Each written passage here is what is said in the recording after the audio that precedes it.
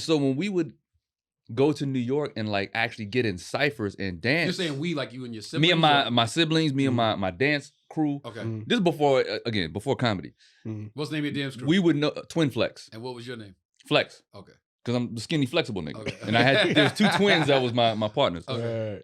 But we would notice that we actually could hang with or even smoke some of these guys in New York because they took it for granted that they lived in New York and they was just nice. Right. Most New Yorkers like, I'm from New York, They thought they was like solidified because stamped and approved because they was from New York. Yeah, and so they was surprised to see these kids from North Carolina that would come up and could really get down. And so that's what my hip hop experience was, what you just said. Not being in the Mecca, not being from it, we appreciated it so much more that we worked even harder so that we could be accepted when we got there. Right. And then we got there, we was like, yo, we better than a lot of these niggas. So you never went to any formal training or any type of performing arts school or anything like that? When I went to college at Fayetteville State University, and I did take like ballet, jazz for like a year. Because for me, I took karate when I was a kid. So the foundation of ballet is very similar to karate, structure-wise. And my favorite dancer, I found out that this nigga was like, he was a hip-hop dancer, but he had ballet roots. Okay. And if you EPMD's dancer, Fendi. The light-skinned dude, yeah. Fendi had this style that was like, yo, this dude's an alien. And so when I heard that he was taking all that stuff and the flexibility of it all, it made me say, all right, let me try to take it. And then there's a lot of hoes in ballet. There's a lot of hoes in ballet. It always goes back to the core of why men do anything. It's always about I'm trying to learn this and trying to appreciate this, and also a lot of hoes. It's a lot of ladies. So because I try to do a fair amount of research on you. I mean, I know you've done so much. What a lot of people don't know is that AFFION is another a legendary pioneer in the 90s as a dancer on Def Comedy Jam. So so that was big. It's like I can't even take that accolade because literally. But you were there though. I was there. I was there for sure.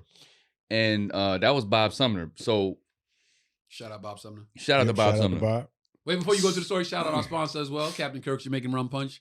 Always start the show off because I'm about to have one of these bad boys right here and enjoy this. Got to pay the bill. Oh, damn. Yeah, got to pay the bill. Bob Sumner was influential in getting you on? He was a scout. Like, Bob Sumner's so influential and responsible for 90% of the people that we know as legends today for Def Comedy Jam. So he discovered me in Charlotte, North Carolina at the Comedy Zone, the original Comedy Zone. Not the one that's there now. Yeah. The original that's there now looks like the original. If you said the original, no, it doesn't. No, I'm saying you would think this must be the first one. The way that one. Oh yeah, yeah. Right. You right. You think this is the newer one? It's run down. Amazing club though. Shout out to Charlotte. Yeah. Shout out to Hef in the Comedy Zone. But anyway, the old Comedy Zone on Independence Boulevard, and it was a movie in there every Tuesday. That was when Def Comedy Jam was at its highest. So everybody that was somebody would come through. It was that Tuesday night. Like, it was like Fat Tuesdays, but before Fat Tuesdays in North Carolina. Wow. Crazy. Shout out to Nate Smith too. Nate Smith that used to run with Kevin Hart. Yeah. He was the promoter that brought everybody through on those Tuesday nights. Nate from North Carolina? I don't know if he's from North Carolina, but that's where I met him. Okay. That's where he was living for a while. So Nate would bring Joe Claire, Talent, Earthquake, everybody, Pierre, everybody. Monique, I met everybody at that joint. So yeah, that's where Bob saw me audition for Def Jam. He put me on. I wasn't even ready, but he put me on months after I auditioned. And when we was in New York, he said, "Hey man, after you come out here and turn it out on the stage, I want you to go on and dance with the dancers too." Because at the time, I was still dancing like full time, heavy. Right. He said, "I want you to turn it out and show these niggas you can really get down." Okay, so you touched the mic and you 20 minutes later, I came out and oh, that's fire. And rocked with the dancers. That's fire. Yeah, that's right. Yeah. Okay. That's dope. But I only did it once. So a lot of people assume that I was a dancer at the end of Def Comedy Jam. Right. And that's not true. Like, those are the guys I look up to, like the Mop Top crew, K-Mel, before he even got into b-boying. But yeah. That's funny. We had Leslie on last week. Leslie Siegel. Oh yeah. Big Les. Big Les, yeah. She was saying the Mop Top crew. She referenced them last week too. Listen, pioneers. I'm sure Les told the story, but I mean, they went on to do all it. Remember the Time, Yeah. Mariah Carey's whole situation, and just their style was just so, the funk and the culture that they represented in dance, ridiculous. But those are the GOATs for me. Wow. Yeah. Dope. Okay. Shout out to those When it guys. comes to like freestyle hip hop dance, Getting busy. yes. Okay, but we speeding a little bit. Yeah, we are. You went from ballet in Germany. Germany, like Def Jam. Yeah. So I mean, I want to know like about that transition. So you was immersed in the culture of hip hop, Yeah. dancing for recreation, or you was doing shows. What was No, we were so we had like everybody, we had a rap group. right? My older brother was the lead rapper, and we had a female co-lead or whatever. It was like on some Fuji shit. Yeah. But me and my guys, the twins, we were the dancers. And what I noticed was every time we would do shows around Fayetteville.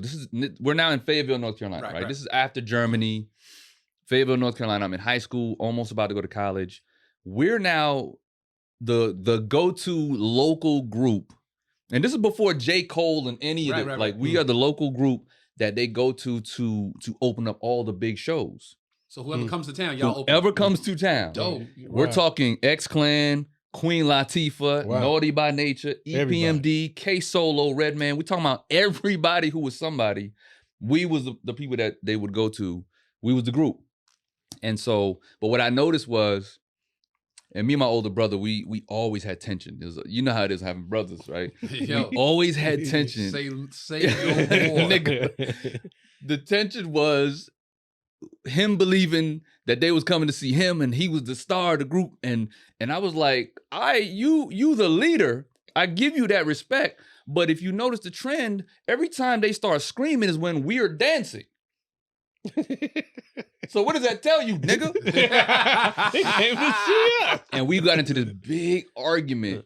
And that was the day I said, I bet. This is when I didn't even realize it, but I was probably like 17. But this is when my business mind started to kick in. Okay. I said, all right, bro. How about we separate? You go do your rap shit, and we'll just be dancers with no rap in front of us. And we'll just go perform, and let's see who does what with what. Right. 6 months later, we're on Showtime at the Apollo. Oh! So have you ever seen the clip I posted? I saw it. With Steve Harvey. Yeah. Yep. That's when that shit happened. That's 92. Man. So just dancing. We just was like, nah, we believe that we're stars enough or that we are talented enough to be in the forefront and not have to dance behind anybody. So my mind was already clicking as a teenager that I could be somebody and take my talent and flip it. Plus, we're glossing over something major here.